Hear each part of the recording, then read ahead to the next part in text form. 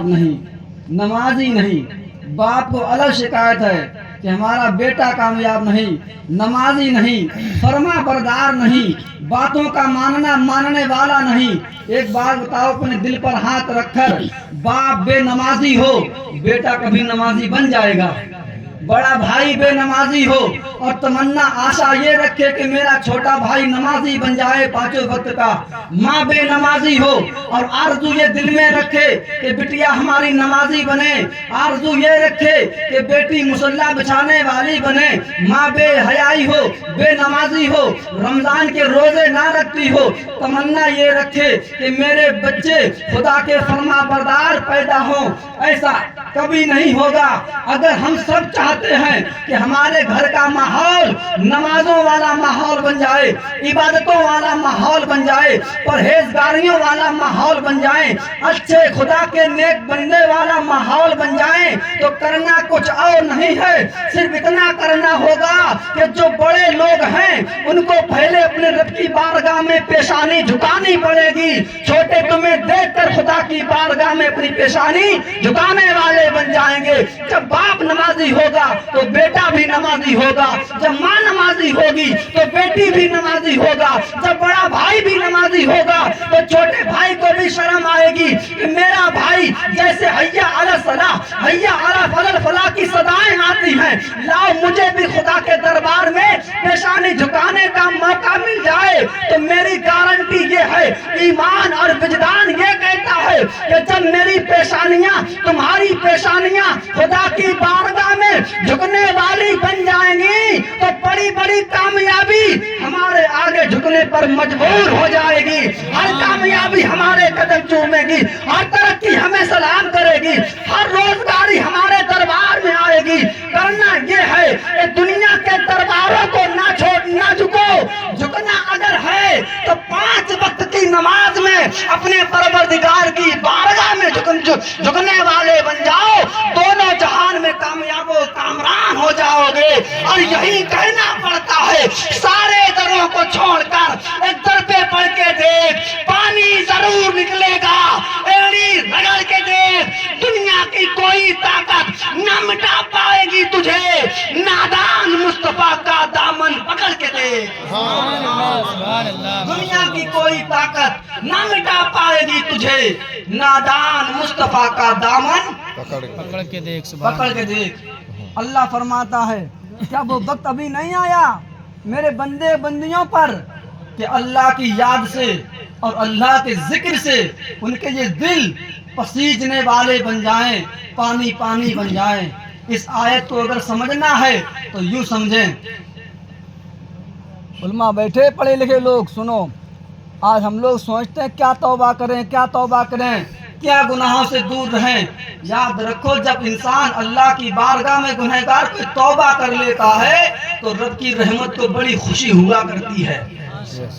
بڑی خوشی ہوا کرتی ہے۔ اللہ فرشتوں کی جماعت میں اس گنہگار بندے کے اوپر فخر فرمایا کرتا ہے۔ اور توبہ سے کیا ملتا ہے؟ جب گنہگار توبہ کر لیتا ہے تو یوں سمجھو کہ وہ ہیرا بن جایا کرتا ہے۔ کیا؟ ہیرا بن جایا کرتا ہے۔ اور جب کوئی توبہ کرتا ہے تو بڑے بڑے مقدر چمکتے ہیں۔ ہم آپ کو ایک واقعہ بتائیں، حضرت فضیل بن عیاض بہت بڑے ولیوں میں ان کا نام ہے، اللہ کے ولی ہیں۔ کب بنے؟ جب اللہ کی بارگاہ میں سچی توبہ کر لی۔ توجہ آپ کی ہے؟ توجہ ہے نا؟ غور سے سنیں، اللہ فرماتا کیا وہ دن نہیں آیا ابھی کہ انسانوں کے دل میرے ذکر سے، میری یاد سے پسیج جائیں، لرز جائیں، خوف کرنے لگیں، رونے لگیں؟ کیا ابھی وہ وقت آیا نہیں ہے؟ یہ ترجمہ اپنی آنکھوں کے سامنے رکھو اور یہ بات سنو غور سے۔ حضرت فضیل بن عیاض اپنے وقت کے بہت بڑے نہیں، سب سے بڑے ڈاکو کا نام تھا، چور کا نام۔ کس کا نام؟ فضیل بن عیاض۔ اپنے وقت کے بہت بڑے ڈاکو، رہزن، لوگوں کو لوٹ لیا کرتے تھے، مار دیا کرتے تھے، زندگی تباہ و برباد کر دیا کرتے تھے۔ لیکن سبحان اللہ، کہتے ہیں نا کہ جب اللہ کے خوف کی شمع جب دل میں کسی میں روشن ہو جاتی ہے تو پھر دل جگمگانے لگا کرتا ہے نا، گناہوں کی دنیا سے خیر آباد کہہ دیا کرتا ہے، اللہ کے ذکر کو اپنی زندگی کا سرمایہ سمجھتا ہے، خدا کی محبت کو اوڑھنا بچھونا سمجھا جاتا ہے۔ کب؟ جب خدا کے خوف کا چراغ دل میں روشن کر لیا جاتا ہے۔ فضیل بن عیاض اپنے وقت کے بہت بڑے ڈاکو اپنی توبہ خود بتاتے ہیں، کہتے ہیں میں ساری زندگی لوگوں کو لوٹتا رہا، گھر تباہ کرتا رہا، برباد کرتا رہا لوگوں کی زندگیاں، ایک وقت میرے اوپر ایسا آیا کہ مجھے ایک عورت سے عشق ہو گیا، محبت ہو گئی کسی خاتون سے، میں ان سے ملاقات کرنے کے لیے اس کے گھر پر جا رہا تھا، جیسے ہی دیوار پر میں چڑھا، گھر میں اس کے جانے والا تھا، غور کریں ہنسی مذاق کی بات نہیں، فرماتے ہیں میں جیسے گھر میں داخل ہونے والا تھا، رات کا سناٹا پسرا ہوا ہے، دنیا والے بستی والے سو رہے ہیں، میں جیسے اپنے معشوقہ کے گھر میں داخل ہونے کے لیے تیار ہوا، جیسے میں نے دیوار پر قدم رکھا ہے، پڑوسی کے گھر سے قرآن کی تلاوت کی آوازیں آ رہی تھی، سبحان اللہ، پڑوسی کے گھر سے قرآن پڑھا جا رہا تھا، پڑوسی قرآن پڑھ رہا تھا، اور پڑھتے پڑھتے یہی قرآن کی آیت کی آوازیں آ رہی تھی، الم یعنی للذین ان تخشع قلوبہم لذکر اللہ، وہ قرآن پڑھنے والا کہہ رہا تھا اے لوگو کیا ابھی وہ وقت نہیں آیا ہے کہ خدا کے بندوں کے دل اللہ کی یاد سے، اللہ کے ذکر سے، اللہ کے خوف سے پانی پانی ہو جائیں، رونے والے بن جائیں، کیا ابھی وہ وقت نہیں آیا کہ گناہوں کی دنیا کو چھوڑ کر اللہ کی محبت کی دنیا کو آباد کر لیا جائے، کیا ابھی وہ وقت نہیں آیا کہ گناہوں کے اڈوں کو خیر آباد کر کے خدا کی محبت کے اسیر بن جاؤ، کہ ابھی وہ وقت نہیں آیا کہ دنیا کے گناہوں کے دلدل سے نکل کر عرفان اور نورانیت کی دنیا میں قدم رکھا جائے۔ فضیل بن عیاض کہتے ہیں جب قاری قرآن نے یہ آیت پڑھی کہ کیا وہ وقت نہیں آیا، کیا وہ وقت نہیں آیا، کیا وہ وقت نہیں آیا کہ گناہوں سے توبہ کر کے اللہ کے دوست بن جاؤ، اللہ کے یار بن جاؤ، اللہ کے ولی بن جاؤ، وہ پڑھتا چلا جا رہا ہے۔ فضیل بن عیاض کہتے ہیں جب قرآن کی آیت کی آواز میرے کان میں ٹکراتی ہے، میں ترجمہ سمجھ جاتا ہوں کہ قرآن میرے بارے میں کہہ رہا ہے، قرآن مجھے پکار پکار کر صدا دے رہا ہے، میں نے اپنا قدم دیوار سے پیچھے کر لیا، میرے دل تڑپنے لگتا ہے، آنکھیں برسنے لگی، رومٹا رومٹا کھڑا ہو جاتا ہے، میرا پورا وجود خدا کی خشیت سے، خدا کے خوف سے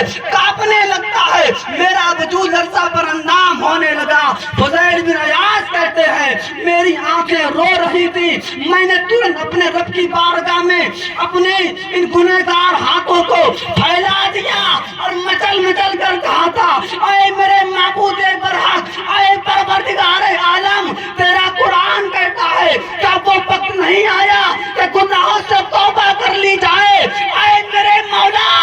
اب وہ وقت آ گیا ہے، یہ فضیل اب گنہگار نہیں بلکہ تیری بارگاہ میں توبہ کر کر تیرا فرما بردار بننا چاہتا ہے، اب میں ڈاکو نہیں رہا، اب میں تیرا سچا بندہ بننے والا ہوں، اے میرے مولا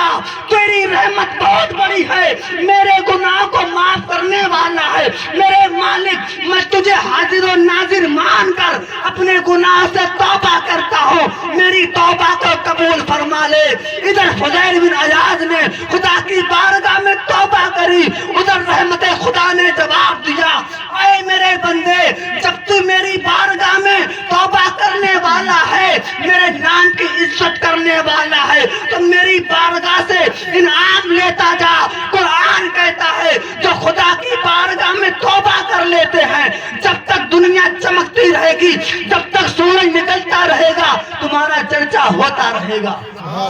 جب تک چاند چمکتا رہے گا تمہارے ذکر ہوتے رہیں گے، جب تک دنیا باقی رہے گی خدا کے فرما بردار بندوں کا ذکر ہوتا رہے گا، اور یہی آواز آئے گی تیرے غلاموں کا نقش قدم ہے راہ خدا، وہ کیا پہنچ سکے جو یہ سراغ لے کے چلے، سبحان اللہ سبحان اللہ ماشاء اللہ تیرے غلاموں کا